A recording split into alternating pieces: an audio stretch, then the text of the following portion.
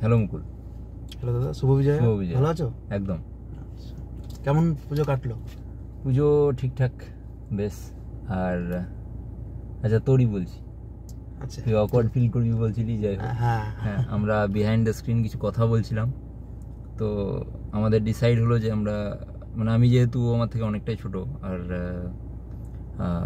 তুই বলে অভ্যাস, তো ভাবলাম যে না, অন ক্যামেরা আমাদের যদি তুমি বলে বলা যায়, তো হি ওয়াজ সেইং কি আমি খুব অকওয়ার্ড ফিল করবো, দ্যাটস ওয়াই আমি ওকে তুই বলছি। তো ফার্স্ট আমি ইন্ট্রোডিউস করিয়ে দেবো মুকুলকে। He is one of my brothers, খুব ফেভারিট, খুব ভালো ছেলে। And he is Coal India Limited employee, means মানে কোল ইন্ডিয়ার মধ্যে যে একটা সাবসিডিয়ারি আছে, এক্স্যাক্টলি, সেখানে কাজ করি। হ্যাঁ, খুব ভালো পোস্টে আছে ও। ওর নাম মুকুল। সো প্রত্যেককে welcome. You are watching Keshab sir YouTube channel and I am Keshab sir with you. তো আজকে মুকুল কিছু প্রশ্ন আমাকে করবে, সেই প্রশ্নগুলোর আমি উত্তর দেবো, জাস্ট ক্যাজুয়াল কিছু প্রশ্ন। তো আমি ভাবলাম যে as usual I share with you, কারণ আমি মনে করি যে you are my family friends. So এটাকে আমি চাইলাম যে তোমাদের সাথে শেয়ার করতে, দ্যাটস ওয়াই। চলো দেখা যাক কি কোয়েশ্চেন করছে মুকুল। তো পুজো কেমন কাটলো সেটা আগে বলো। আচ্ছা, পুজো যদি বলতে চাই তাহলে আমি এবছর দোলা ধরেছিলাম, আমি আপলোড করেছি। আচ্ছা, দেখেছো অনেকেই, তোমরাও দেখেছো। তো যেহেতু মা দুর্গার পুজো, তো দোলা ধরলে কিছু নিয়ম পালন করতে হয়। আচ্ছা, যেমন 4 দিন ধরে, যেমন নিরামিষ খাওয়া, যেমন নিজে একটু মানে সেফলি থাকা, যেমন কোনো যদি ধাক্কা টাক্কা লেগে যায় বা কেটে যায়, ছড়ে যায়, এগুলো থেকে যদি ব্লাড বেরিয়ে যায় তাহলে সেটা এক্স্যাক্টলি, ওটা মানে ক্ষত হওয়া হবে না। আচ্ছা, ক্ষত হলে সেটা একটু ঠিক হয় না। আর যেহেতু এই বছরের জন্য আর কেউ প্রিপেয়ার্ড নয়, নেওয়া যাবে না। আচ্ছা, তোমাকে দায়িত্ব দেওয়া হয়েছে। আমাকে আর আরেকজন, দুজন বাহক থাকে। আচ্ছা, তো সেই জন্য একটা অনেক বড় একটা রেসপন্সিবিলিটি। আচ্ছা, তো এইভাবে 4 দিন পেরোলো। আদারওয়াইজ এমনি প্ল্যান ছিল মোটামুটি বাড়ির মধ্যেই সমস্ত, বাইরে কোনো প্ল্যান ছিল না? না, প্ল্যান ছিল, একদিন ছিল, তো সেটা তো হলো না যাওয়া। আচ্ছা, তারপর তো বৃষ্টি পড়লো, সেটার জন্য অসুবিধা হলো। একদম। আর তোর পুজো কেমন কাটলো বল?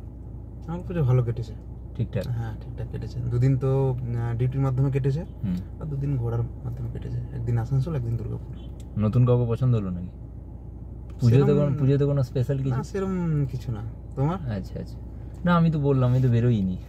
আচ্ছা, মানে ঠিক আছে, বাইরে বেরোনি, কিন্তু নিজের জায়গার মধ্যে তো বাইরে বেরিয়েছো, পুজো দেখেছো। হ্যাঁ, মন্দিরে দেখেছি। হ্যাঁ, মন্দিরে অনেক কিছু। তো সেখানে কাউকে পছন্দ হয়েছে?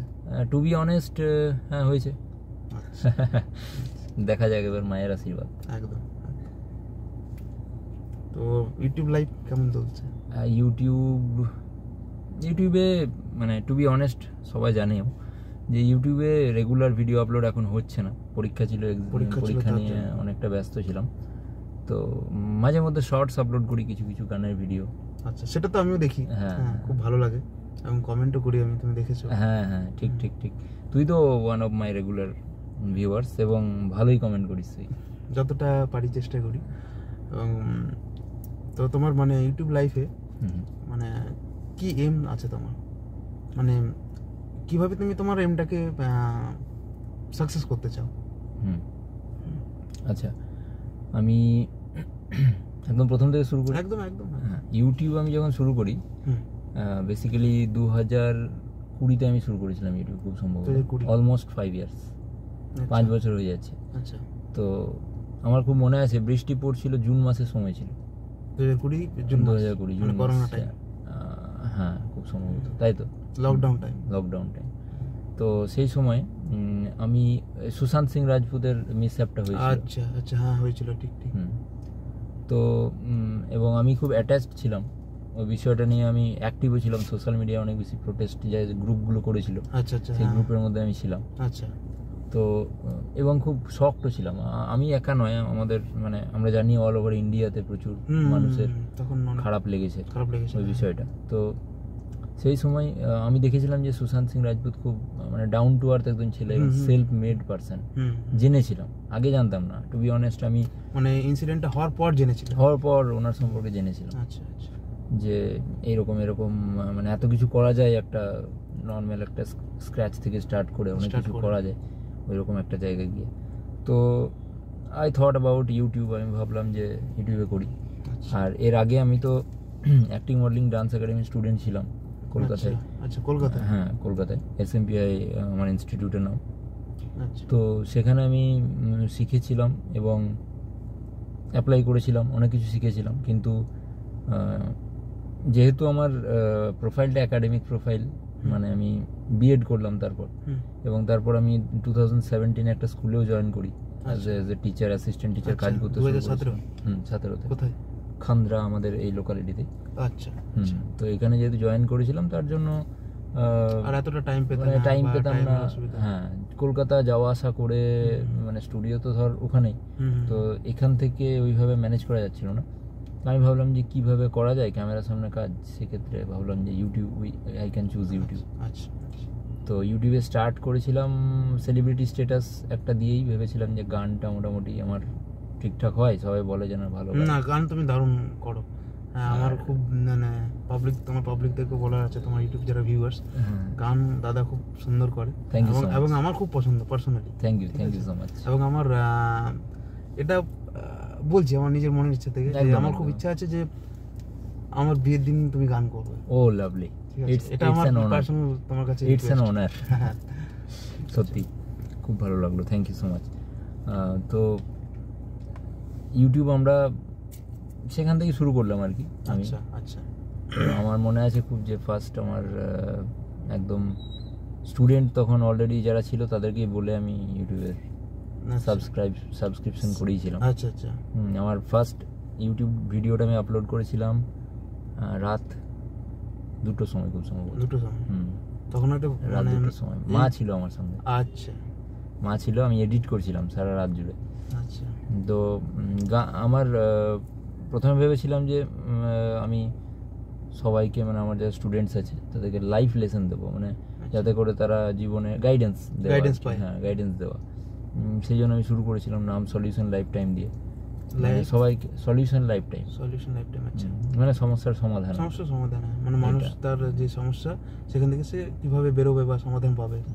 আচ্ছা, সেটা।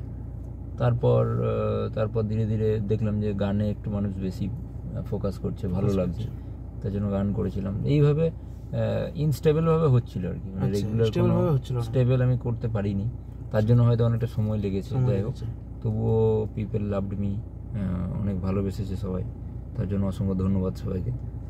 আর আজকের এই তুই যে সময় দিয়েছিস এবং সময় দিয়ে যে ইন্টারভিউটা আমাদের হচ্ছে, যে আমরা গল্প করছি, এটা যে বলতে পারছি, তুই গাড়ি নিয়েও এসেছিস, এতটা আশা, ঠিক আছে, তারপরে এসে একটা সময় দেওয়া, এটা একটা বড় প্রাপ্তি। এটা একটা বড় প্রাপ্তি। Thank you so much. তো মানে এটাই হচ্ছে তোমার ইউটিউব লাইফে আশা? এরকম ইউটিউব লাইফ এখনো চলছে ওইভাবেই, এখনো তো আমি খুব বড় ইউটিউবার হতে পারিনি, তো জাস্ট ওই যে আর কি, তুই জিজ্ঞেস করলি তার জন্য বললাম। হ্যাঁ, অবশ্যই বুঝতে পারলাম। তবে এম যেটা বলছিলি তুই, এম আছে একজন, মানে আমি চাই যে একজন social influencer, responsible social influencer হওয়ার। এবং এইটার মাধ্যমে আমি চাই যে, আমি এটাতে নামও দিয়েছিলাম যে এডুকেশন প্লাস এন্টারটেনমেন্ট, কারণ আমার প্রোফাইলটা এডুকেশনের, কিন্তু I want things not like the way people are doing. I think everything should be done in a newer way, মানে একটা নতুন ভাবে হবে, মানুষ অ্যাকসেপ্ট করবে। তো সেই দিক থেকে দেখতে গেলে আমি চাই এডুকেশন এবং এন্টারটেনমেন্ট মিক্স আপ হয়ে যায়। আমি অনেকবার ট্রাইও করেছি, কিন্তু মানুষ কি ট্র্যাডিশনকে ব্রেক করতে চায় না, ট্র্যাডিশনকে ফলো করতে চায়। হ্যাঁ, একদিক থেকে ভালো, কিন্তু কিছু কিছু ক্ষেত্রে নিউ জিনিসগুলো মানে অ্যাকসেপ্ট করতে চায় না মানুষ। তো আমি সবসময় চাই যে মানে থিংস যেগুলো নতুন ভাবে করতে, একটা ইউনিক আইডিয়া, ইউনিক ভাবে, মানে যেটা কেউ কোনোদিন করেনি সেইভাবে করতে, মানে হয়তো করব ট্র্যাডিশনালি জিনিস, কিন্তু ওইভাবে করতে, আলাদাভাবে। হ্যাঁ, যেটা কখনো আসেইনি বা এক্স্যাক্টলি তুমি নতুন ইনভেন্ট করছো। হ্যাঁ, আচ্ছা। আর এটা আমরা যদি দেখি অ্যাস্ট্রোলজিক্যাল পয়েন্ট অফ ভিউ থেকে, এটা কিন্তু রাহুদেবের কানেকশন। আচ্ছা, মানে রাহুদেব মানেই হচ্ছে যে টোটাল যে জিনিসটা কোনোদিন হয়নি, ক্রিয়েটার তো বটেই, কিন্তু তার সাথে হচ্ছে একদম নিউ ক্রিয়েটার। যেমন আমি এলন মাস্কের এক্সাম্পল দেবো, এলন মাস্ক, তো এলন মাস্ককে তুই জানিস নিশ্চয়ই, যে মঙ্গল গ্রহের ওনার ইচ্ছে আছে যে স্পেসে রিসার্চ হচ্ছে, তারপর মানুষের মানে আমাদের নিউরনের সাথে কম্পিউটারকে লিংক করে দেওয়ার একটা চিন্তা ভাবনা, মানে যেগুলো একদম আমাদের মাথাতেই আসবে, মানে আমাদের মাথাতেই আসবে না, যেটা কোনোদিন তৈরি হয়নি সেরকম জিনিস আছে, সেরকম তৈরি করা। তো আমার মনে হয়েছে যে টিচিংটা মানে খুব বোরিং মানুষের মনে হয়। তো বেসিক্যালি প্রথমে তো আমার ধর ওটা ছিলই না, আমি তো এন্টারটেনারই হতে চেয়েছি সবসময়, এবং এন্টারটেনার হতে চেয়েছি। যাই হোক, আমার ক্যারিয়ারের দিক থেকে ভগবানের বলতে পারিস যে আশীর্বাদ বা তার ইচ্ছা যে আমাকে গাইডেন্সের পথে থাকতে হবে, অনলি এন্টারটেনমেন্টে হবে না। কিন্তু আমি চাই এন্টারটেনিং ওয়েতে যে কাজটা করবো সেটা করবো, তাহলে আমার দুদিকই মেনটেন থাকবে, এবং গাইডেন্সও দিতে চাই। আমি চাই না যে শুধুমাত্র ইরেসপন্সিবল ইউটিউবার বা ইরেসপন্সিবল কোনো একজন ইনফ্লুয়েন্সার হওয়াটা ঠিক নয়। I want to earn money, but সেটা রেসপন্সিবল হবে, ইন এ রেসপন্সিবল ওয়ে। এটাই। আর কিছু প্রশ্ন? আর প্রশ্ন হচ্ছে, আমার কিছু প্রশ্ন ছিল, ঠিক আছে, তো সেগুলো আমি করছি। একদম, উই আর অল ফ্রেন্ডস। একদম। মানুষের জীবনে যদি অ্যাস্ট্রোলজিক্যাল কিছু কোশ্চেন করছি, আমার একটু অ্যাস্ট্রোলজি ব্যাপারটা ভালো লাগে। শিওর শিওর, আমারও বলতে খুব ভালো লাগে। তুমি তো আমাকে গাইড করে এসছো।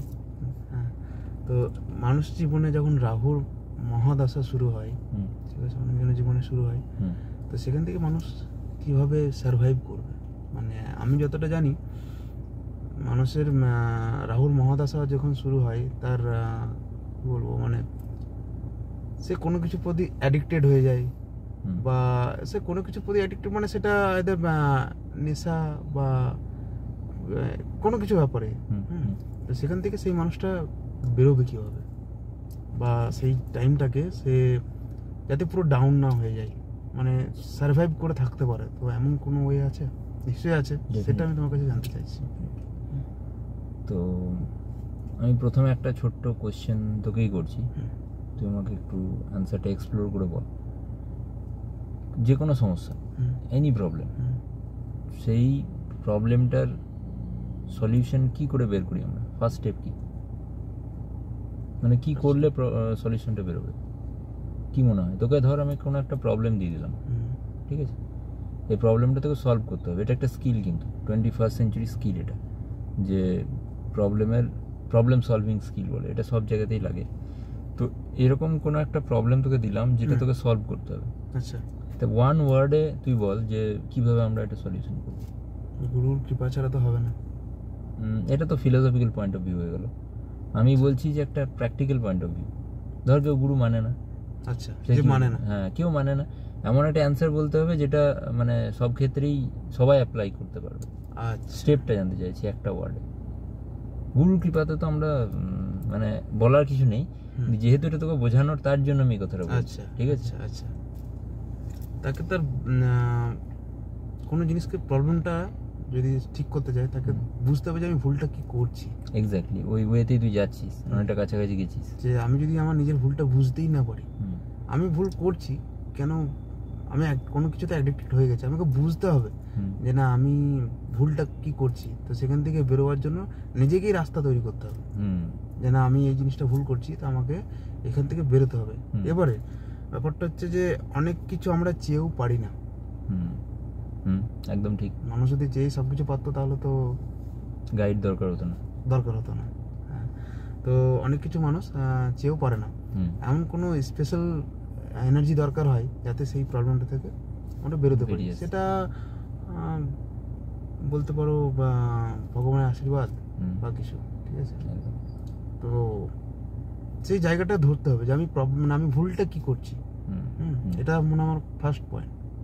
আচ্ছা, অনেকটা কাছাকাছি তুই বলেছিস, কিন্তু আমি যেটা বলতে চাইছি, তোমার যে কোশ্চেনটা ছিল, তার অ্যানসারটা মানে বলেছিস ঠিকঠাকই, বাট এক্স্যাক্ট পয়েন্টটা আমি যেটা বলতে চাইছিলাম সেটা হচ্ছে যে প্রবলেমটা কি সেটা জানতে হবে।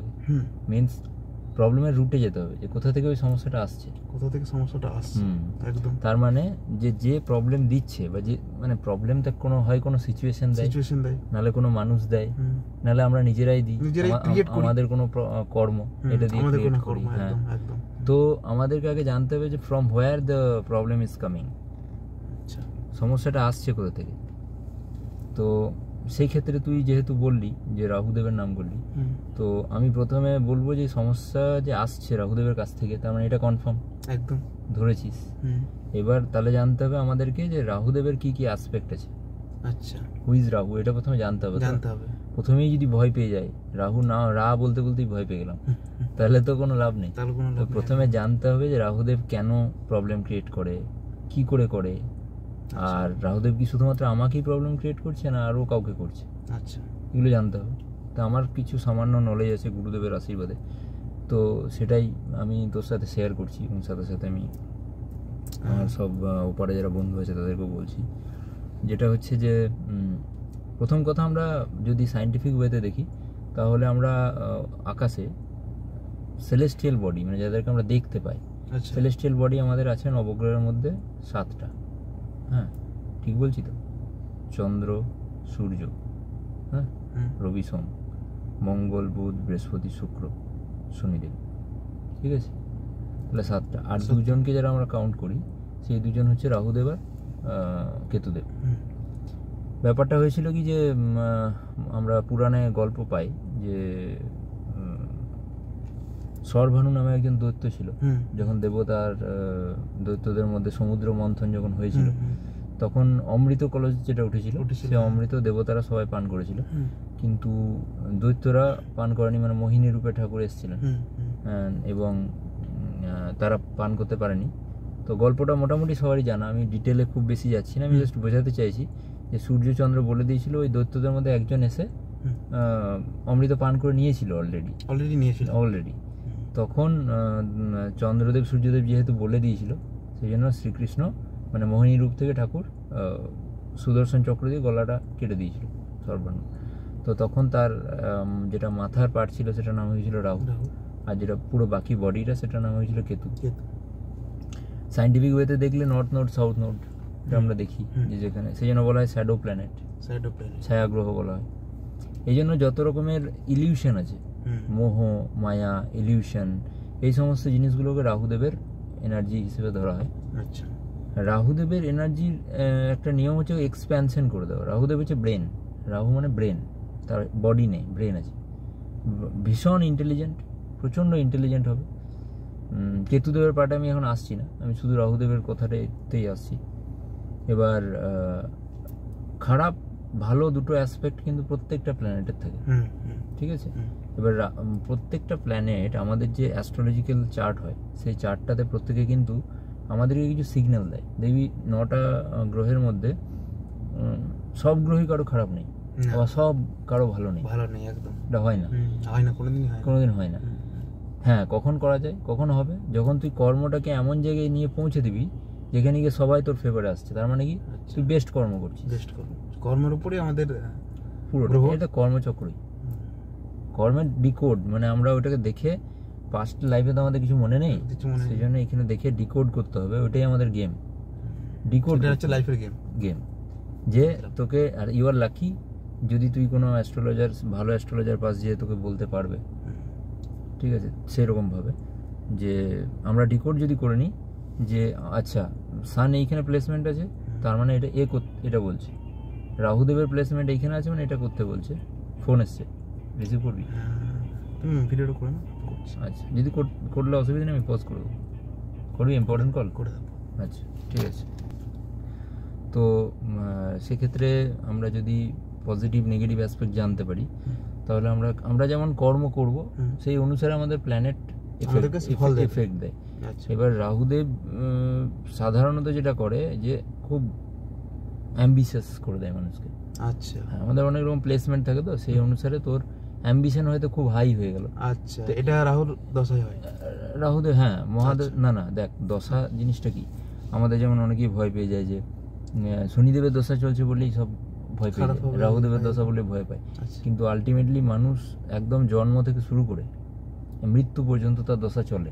দশা মিনস যে এই যে প্ল্যানেট মুভ করছে, কোন প্ল্যানেটের এনার্জি তার মধ্যে আসছে। এবার ধরে নে রাহুদেবের এনার্জি তার মধ্যে আসছে, এবার রাহুদেব তার কুণ্ডলিতে ভালো পজিশন আছে, তাহলে সে ভালো কিছু পাবে, এক্সপ্যানশন হবে, বড় বড় তোর আচানক প্রাপ্তি হবে, মানে হঠাৎ করে কিছু পাবে। হ্যাঁ, তো এইরকম হবে। যদি রাহুদেব নেগেটিভ হয়, নেগেটিভ হয়ে পাবে। আচ্ছা, তো নেগেটিভ যদি থাকে, পজিটিভ করার উপায় পজিটিভ করতে পারে না? যদি পজিটিভ, প্রথমত কর্ম দিয়ে যদি ওকে পজিটিভ করতে হয়, তাহলে ফার্স্ট স্টেপ হচ্ছে যে রাহুদেব মানে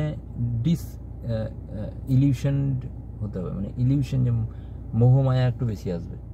আর অ্যাকশনের মাধ্যমে যদি আমি বলি, পরিষ্কার পরিচ্ছন্ন থাকতে হবে, নিট অ্যান্ড ক্লিন, মানে যেগুলো আনইউজড জিনিস, যেগুলো রাখা যাবে না, সেগুলোকে রাখা যাবে না। কোনো ইলেকট্রনিক জিনিস যদি খারাপ হয়ে যায় বাড়িতে, সেটাকে অনেকক্ষণ ধরে রাখা যাবে না। তারপর আমরা বলতে পারি যে নোংরা রাখা যাবে না, মানে নিজেকে পরিষ্কার পরিচ্ছন্ন রাখতে হবে এবং বাড়িটাকেও রাখতে হবে। হ্যাঁ, এবার ব্যাপার হচ্ছে কি, আমরা শুধুমাত্র বাইরের জিনিসকে ভাবি পরিষ্কার পরিচ্ছন্ন, কিন্তু আমাদের মনটাও তো ক্লিন রাখা দরকার। দেখবি মাইন্ড যদি ক্লিন রাখিস তুই, এবার মাইন্ড ক্লিন হয় কি করে? সবকিছু তো ক্লিনজার আছে, মাইন্ডে তো ক্লিনজার নেই। তো মাইন্ড ক্লিনস করতে গেলে একমাত্র একটাই ওয়ে, সেটা হচ্ছে তোকে স্পিরিচুয়াল হতে হবে। আচ্ছা, একদম ঠিক বলেছো। এবার যদি স্পিরিচুয়ালিটি আনিস, তাহলে মাইন্ডটা ক্লিন হবে। একদম, ওইটাই একটা ওয়ে। তাছাড়া এর তো কোনো ক্লিনজার নেই না। আর রাহুদেবের এনার্জি কিন্তু ভীষণ হাই। রাহুদেবের এনার্জি, যে এনার্জি, আমরা অ্যাকচুয়ালি এনার্জিকে ব্যালেন্স করি, আমরা চ্যালেঞ্জ করতে পারি না, ব্যালেন্স করি আমরা। তো রাহুদেবের এনার্জিটাকে একমাত্র কন্ট্রোল কে করতে পারবে? জুপিটার এনার্জি কন্ট্রোল করতে পারবে, স্যাটার্ন এনার্জি কন্ট্রোল করতে পারবে। স্যাটার্ন মানে শনিদেব, রাহুদেবের গুরু হচ্ছে শনিদেব। আচ্ছা, শনিদেব বলে হার্ড ওয়ার্ক, পরিশ্রম করো, কর্ম করো। তো রাহুদেব বলে স্মার্ট ওয়ার্ক। এবার রাহুদেব দেখ, যে মানুষকে মারে, ক্রিমিনাল যে, সেও কিন্তু রাহুদেবের নেগেটিভ এনার্জি ক্যারি করে। আচ্ছা, আর যে সিবিআই বা যে গোয়েন্দা, সেও কিন্তু রাহুদেবেরই এনার্জি ক্যারি করে, পজিটিভ এনার্জি ক্যারি করে। তার ইন্টেনশনটা কিন্তু একটা সৎ পথে, এর ইন্টেনশনটা রং ওয়ে। এই জন্য এটাই ডিফারেন্স। তো কর্মের মাধ্যমে ওটা করতে পারি। যদি আমরা পুজোর দিক থেকে বলতে চাই, তাহলে রাহুদেবের আরাধ্যা দেবী হচ্ছে মা সরস্বতী। আচ্ছা, মা সরস্বতীকে যদি আমরা উপাসনা করি, রাহুদেব শান্ত হয়। এটার একটা সাইন্টিফিক ওয়ে আছে, সেটা হচ্ছে যে রাহুদেব মানেই, যেহেতু আমি বললাম যে ইলিউশন মানে, দেখি ইলিউশন মানে কি, মোহ, ভ্রম, এটা নেই। হ্যাঁ, এটা নেই, সেই ভ্রমটা তোর মধ্যে আসবে। তার মানে কি? তার মানে তোর ব্রেন মানে চারদিকে বিক্ষিপ্ত হয়ে আছে। আর মা সরস্বতী কি করে? আমাদের মস্তিষ্ককে এক জায়গায় স্থির করতে সাহায্য করে। তার মানে আমরা যদি স্থির হই, ফোকাস করি, meditation is a great way. যদি মেডিটেশন করা যায়, মোট কথা তো ব্রেনটাকে ফোকাস করতে হবে, বাস। চারদিকে বিক্ষিপ্ত হতে দিলে হবে না। অনেক ধন্যবাদ অ্যান্সার দেওয়ার জন্য আমাকে। Thank you so much. যেটুকু নলেজ ছিল শেয়ার করলাম। একদম। আর আরেকটা কোশ্চেন ছিল যে স্পিকিং ইংলিশ, ঠিক আছে, তো ওই জিনিসটা কিভাবে গ্রো করবে? তোমার যারা ভিউয়ার্স আছে তাদের জন্য ওই কোশ্চেনটা, যে মানে স্পোকেন ইংলিশ কিভাবে মানুষ মানে ফ্লুয়েন্টলি বলবে, স্কিলসটা কিভাবে গ্রো করবে, ফ্লুয়েন্ট বলতে পারবে, যাতে তার প্রবলেম না হয়। ওকে, তো অ্যাজ এ বেঙ্গলি, মানে অ্যাজ এ বেঙ্গলি মিনস আমি বলবো আমার যেটা সিচুয়েশন ছিল, যেমন বেশিরভাগ ক্ষেত্রে আমাদের যারা ভার্নাকুলার বাংলা মিডিয়াম স্কুলে পড়েছি আমরা, যারা বা ধর ইংলিশ মিডিয়ামেই পড়েছি, কিন্তু সেই ইংলিশ মিডিয়ামগুলো হয়তো সেই লেভেলের ছিল না, যার জন্য তারা ইংলিশ শিখতে পারেনি বা ইংলিশ বলতে তাদের প্রবলেম হয়। তাদের জন্য তারা কিভাবে তাদের ইংলিশ বলার স্কিলসটা গ্রো করবে? হ্যাঁ, আর দ্বিতীয় যে প্রবলেমটা আমাদের হয়, মানে ফার্স্ট প্রবলেম আমি বলবো যে ফার্স্ট প্রবলেম আসে নিজের থেকে। আচ্ছা, আমি আসছি একের পর এক। সেকেন্ড প্রবলেম যেটা আসে সোসাইটি থেকে, মানে সোসাইটি বা আশেপাশের লোকজন, তাদের মধ্যে থেকে আসে কিন্তু। আর থার্ড প্রবলেমটাও আসে আবার সেই নিজের থেকে। কারণ মেনলি দুটো প্রবলেম আমাদের নিজের থেকেই আসে। সমাজ যেটা করে সেটাকে আমাদেরকে একটু ব্রেক থ্রু করতে হবে। কেমন আমি একটু বলি, যেমন ফার্স্ট স্টেপ হচ্ছে যখনই আমরা কোনো একটা নতুন কোনো সিচুয়েশনকে অ্যাকসেপ্ট করতে যাই, তখন কিন্তু ওটাকে অ্যাকসেপ্ট করতে পারি না, প্রবলেম হয়। আমরা কমফোর্ট জোনে থাকতে চাই।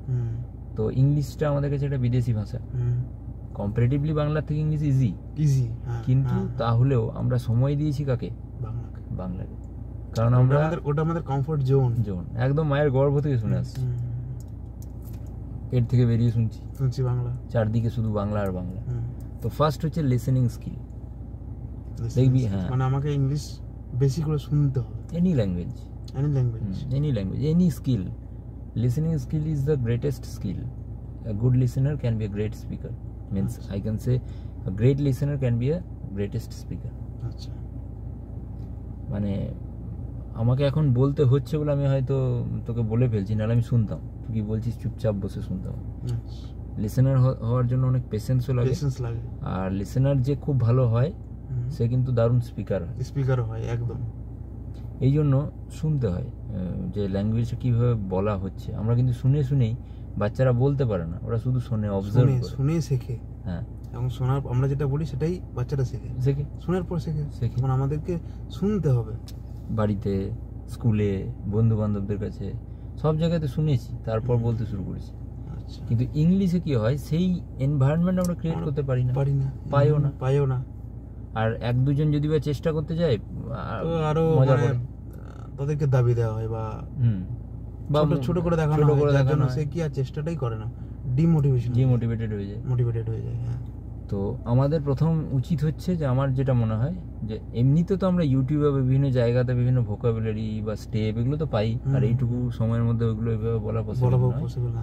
তবে আমার যেটা প্র্যাকটিক্যাল যেটা সলিউশন, সেটা হচ্ছে আমি যেটা করেছি নিজে, যে আমাদেরকে কিন্তু একটা নিজের মধ্যে একটা ওয়ার্ল্ড ক্রিয়েট করতে হবে যেখানে আমরা প্র্যাকটিস করি, আইদার অর আমি যদি সেই এনভায়রনমেন্টে থাকি, মোট কথা যে যারা ইংরেজি বলে তাদের মধ্যে আমাকে পৌঁছাতে হবে, তাদের সঙ্গে কানেক্টেড রাখতে হবে নিজেকে, অথবা ওটা যে কোনো ওয়েতে হতে পারে আমি ইউটিউবের মাধ্যমে দেখছি বা সোশ্যাল মিডিয়ার মাধ্যমে আমার সময়টা যেখানে আমি দেবো, আমি সেরকম হয়ে যাবো।